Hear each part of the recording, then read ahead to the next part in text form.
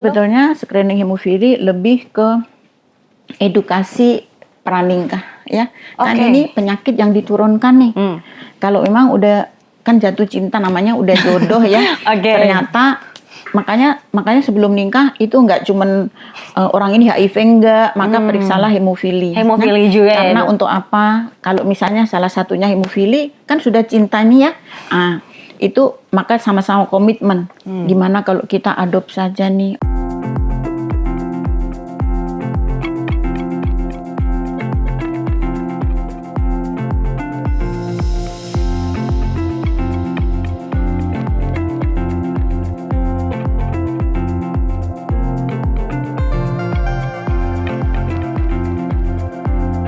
Assalamualaikum warahmatullahi wabarakatuh. Halo para pemirsa Unhas TV dimanapun Anda berada, senang sekali saya Zara Sabita Suceng dapat kembali menyapa Anda dalam talk show inspiratif di program Unhas Sehat. Pemirsa, 17 April diperingati sebagai World Hemophilia Day atau hari yang diperingati sebagai Hari Hemofilia Sedunia. Namun pemirsa, pernahkah Anda mendengar istilah hemofilia? Ataukah ini adalah pertama kalinya Anda mendengarkan istilah tersebut? Nah, jadi pemirsa, hemofilia ini adalah suatu kelainan genetik pada darah yang disebabkan oleh kekurangan faktor pembekuan darah. Nah, dalam episode Unhas Sehat kali ini kita akan membahas hemofilia ini penyakit seperti apa, penyebabnya, dampaknya, hingga proses pengobatannya.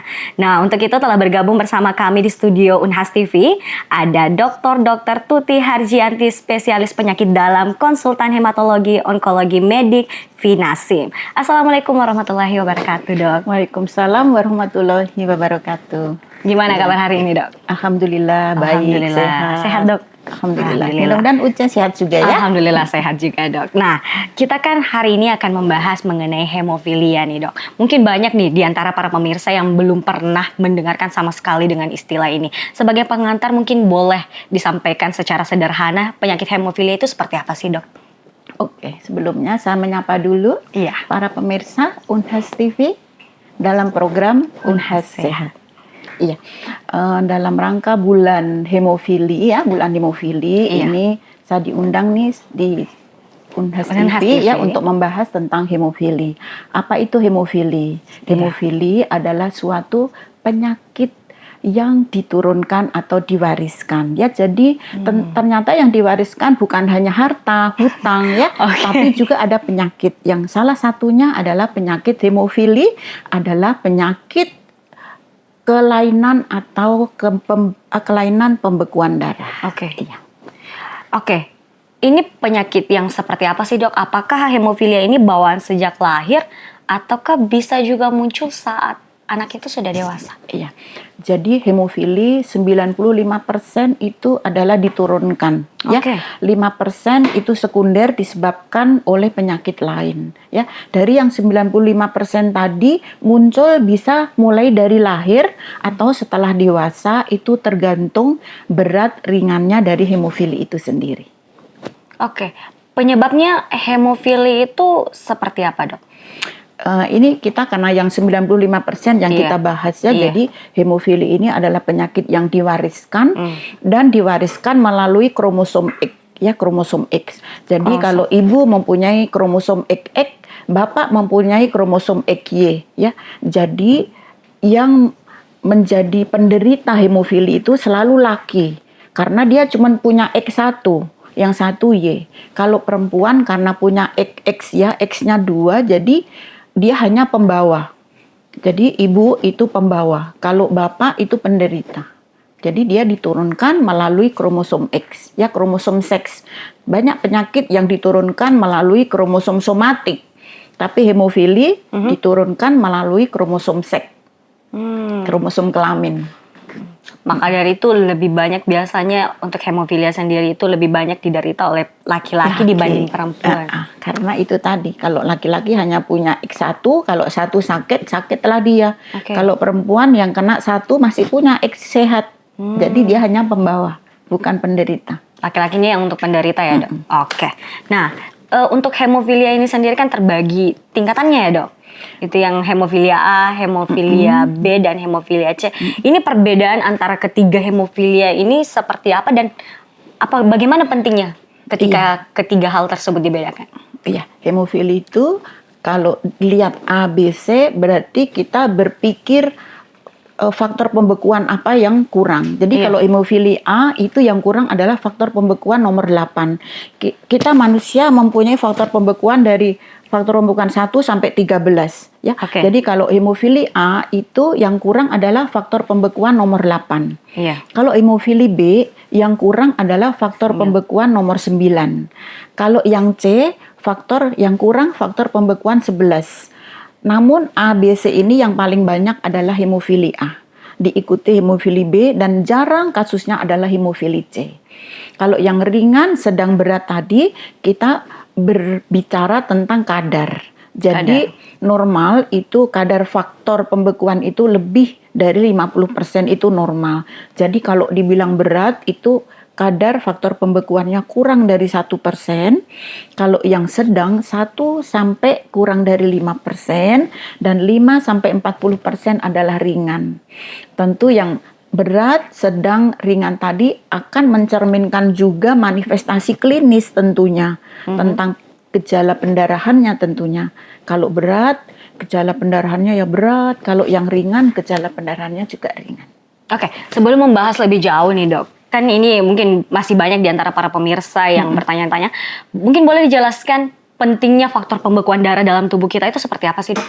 Oh siap ya.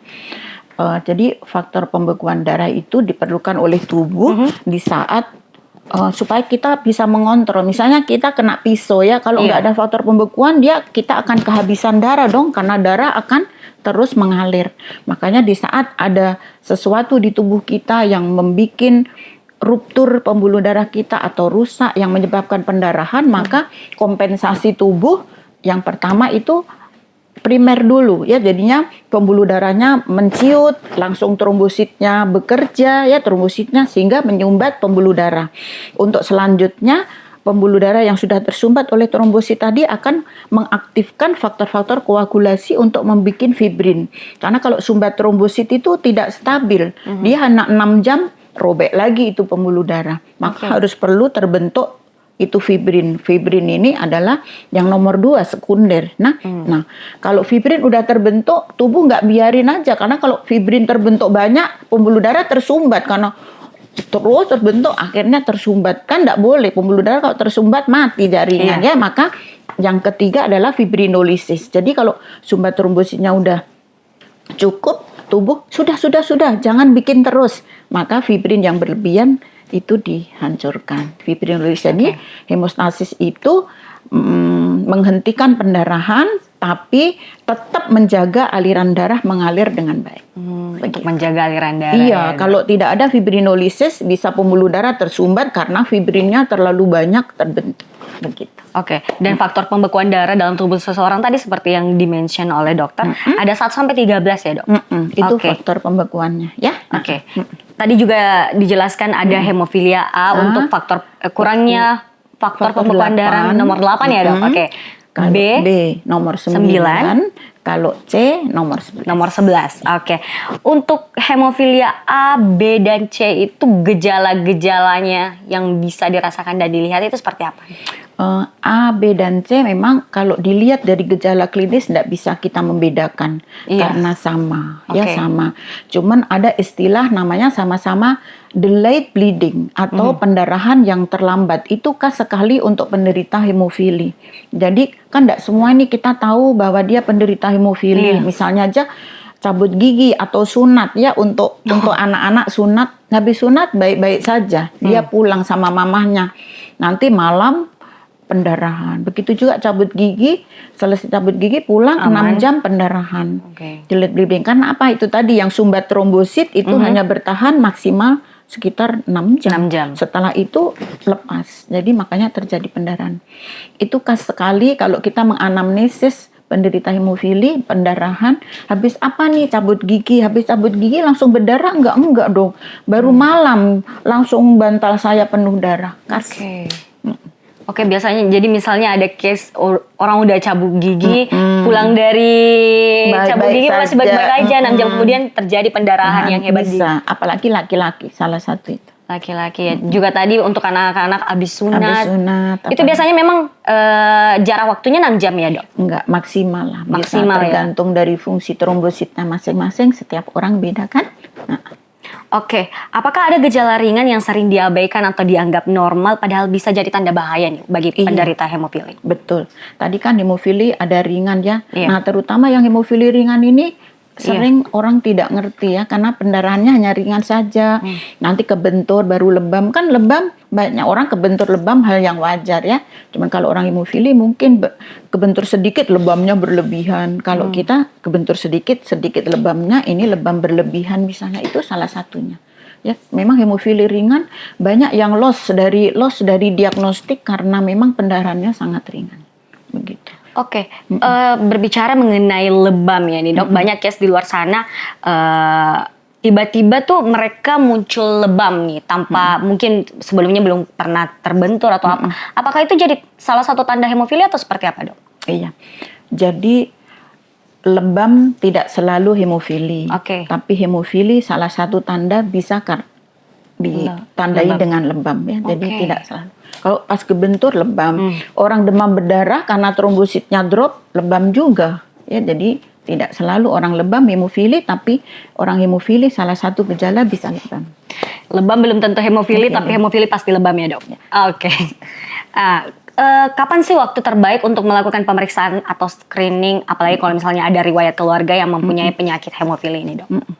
Sebetulnya screeningnya mulai dari lahir ya. Jadi bahkan sebelum lahir pun, kalau memang punya keturunan hemofili, misalnya papahnya hemofili nih, terus anaknya laki misalnya ya, dari kan ada itu hukum Mendel, terus jangan-jangan ini dia yang dapat ini anak yang di dalam kandungannya, kan di USG laki gitu ya. Bisa dari kortnya, dari umbilikusnya itu bisa untuk faktor 8. Jadi sebelum lahir pun sudah bisa. Nah, kalau tidak bisa dilakukan itu, maka kalau anaknya laki-laki saat lahir langsung periksa. Apakah APTT-nya, apakah langsung kadar faktor 8-nya. Itu untuk yang punya riwayat keluarga hemofili. Untuk yang tidak tahu nih, yang nggak tahu hemofili, maka salah satu cirinya baru lahir kok sudah penuh lebam, kalau memang hemofilinya berat, atau setelah anak bisa aktivitas merangkak lutut sini ya, itu bengkak-bengkak lebam. Jadi tanda hemofili. Itu untuk screening, untuk yang memang punya family history, atau yang tidak begitu. Jadi bahkan sebelum lahir bisa dilakukan deteksi terkait hemofili. Apakah ada pencegahan yang bisa dilakukan bahkan sebelum anak itu lahir? Sebetulnya screening hemofili lebih ke edukasi pranikah ya. Kan ini penyakit yang diturunkan nih. Kalau memang udah kan jatuh cinta namanya udah jodoh ya. Ternyata makanya sebelum nikah itu nggak cuman orang ini HIV enggak, maka periksalah hemofili. Hemofili juga ya. Karena untuk apa? Kalau misalnya salah satunya hemofili, kan sudah cinta nih ya. Itu maka sama-sama komitmen. Gimana kalau kita adopt saja nih untuk memutuskan rantai keturunan ya. Itu salah satu prevention yang betul-betul ini, karena kalau tidak pasti anaknya satu di antaranya ada akhirnya turun tidak selesai rantainya. Jadinya pranikah nggak cuma sekedar kamu HIV enggak, kamu penyakit menular ini enggak, tapi periksalah salah satunya hemofili. Untuk itu planning ke depannya. Menarik sekali pemirsa bahwa memang sebelum untuk menikah bukan hanya HIV dan lain sebagainya yang harus kita cek, tapi hemofili juga, karena hemofili ini adalah penyakit yang bisa kita turunkan kepada anak-anak kita. Nah, kalau sudah terdiagnosa hemofili, apa yang harus dilakukan? Apakah ada pengobatan khusus? Iya, tentunya kalau bisa pencegahan. Pencegahannya apa? Hindari pegang yang kegiatan yang melukai lah ya. Kan kalau berdarah susah nih berhenti. Kalau yang berat badan berlebihan kurangi, karena kalau berat badan berlebihan ini sendi lutut itu akan bekerja keras dan dia akan pendarahan di dalam sendi. Jadi hemofili itu lebih banyak pendarahannya bukan di kulit, tapi lebih ke mukosa, ke sendi. Ke hidung, ke gigi begitu. Itu pencegahannya. Untuk pencegahan. Terus bagaimana sih, apa yang harus dilakukan nih kalau dia terjadi pendarahan untuk penderita Iya, maka sebelum ke dokter, sebelum dapat faktor 8 kan faktor 8 tidak semua rumah sakit ada nih. Iya. Maka lakukan dulu misalnya yang pendarahan adalah tangan misalnya maka istirahatkan tangannya. Ya, jadinya ada RICE C ya. Jadi istirahatkan, kompres dengan es. Kompres dengan es, bebat kompresi di proksimalnya, misalnya di sini pendarahan, di sini ditekan untuk mengurangi pendarahan dan naikkan. Posisinya lebih tinggi, misalnya kaki dikasih bantal, ya dikasih bantal, terus diistirahatkan, terus dikompres es, terus dibebat di proksimalnya. Yang dikompres es di bagian ya ininya, yang sini ada, yang pendar. Terus supaya pembuluh darahnya ini vasokonstriksi. Oke, kalau sekarang ini apakah sudah ada terapi bagi penderita hemofilia atau bagaimana? Sudah lama ya, jadi sudah berapa puluh tahun hemofili itu sudah ada obatnya. Karena dia kekurangan faktor 8, maka obatnya harus diinjeksi faktor 8. Oke. Ya, jadi pengobatan pemberian faktor 8 ini ada namanya prevention, jadi preventif. Kalau memang hemofilinya berat, jangan nunggu pendarahan baru injek. Jadi kalau hemofili berat itu bisa seminggu 2 kali atau seminggu sekali injek ini faktor 8. Jadinya ada namanya terapi profilaksis, ada juga terapi kausatif. Jadi kalau udah pendarahan itu membutuhkan dosis yang besar. Iya. Dosis besar, lama pengobatannya. Ya, udah gitu kalau udah terlanjur pendarahan cacat ya, kalau pendarahan sendi akhirnya dia bengkok, tidak bisa jalan dengan baik. Jadi selalu kita tekankan terapinya adalah profilaksis. Kami hafal. Jadi di sini ada HMHI ya, Hemofili Makassar ini community. Iya, Nah itu kami udah tahu, oh si ABC ini yang berat, oh ini sedang, ini ringan. Yang berat kita telepon, hayo datang. Supaya apa? Tidak terjadi pendarahan. Sehingga quality of life-nya bagus. Biar penderita hemofili dia pegawai bank, pak guru, pegawai camat, pegawai ini. Karena kita berusaha untuk tidak terjadi cacat. Kalau udah terlanjur cacat, dia pasti mau masuk di bank nggak diterima pasti ya, karena fisik ya. Sehingga kita bertahap selalu telepon, selalu edukasi untuk terapi profilaksis. Gitu. Tadi di-mention 2 terapi ini dok, profilaksis dan kausatif kalau udah terjadi pendarahan on demand. Perbedaan utama antara 2 terapi ini seperti apa? Yang ini tentu pencegahan, jangan sampai terjadi pendarahan. Sehingga tercapailah kualitas hidup yang bagus. Kalau ini menghentikan pendarahan. Nah, udah terjadi pendarahan nih, menghentikan pendarahan. Resiko pendarahan apa? Bisa kecacatan, bisa kematian, tergantung dari tempat pendarahannya.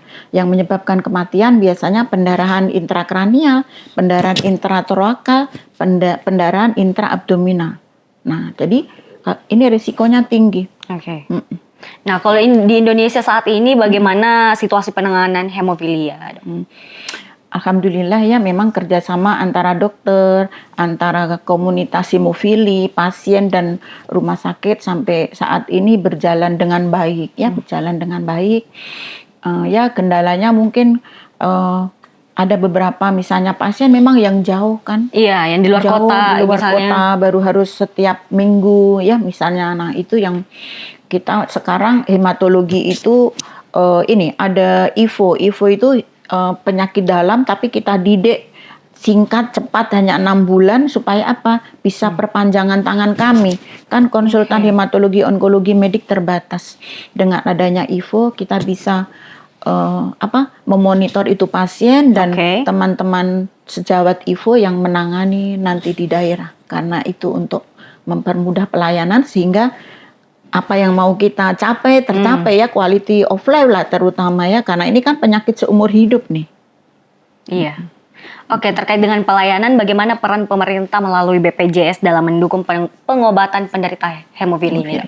Sampai saat ini, sampai hari ini penderita hemofili dilayani oleh BPJS ya, pemerintah dalam hal ini adalah BPJS. Karena seandainya tidak pasti tidak tahu bagaimana ya, karena obat hemofili itu mahal ya. Faktor 8, faktor 9 itu mahal. Sehingga memang alhamdulillah pemerintah melalui BPJS itu menanggung ini pengobatan until sampai akhir ya, sampai ya.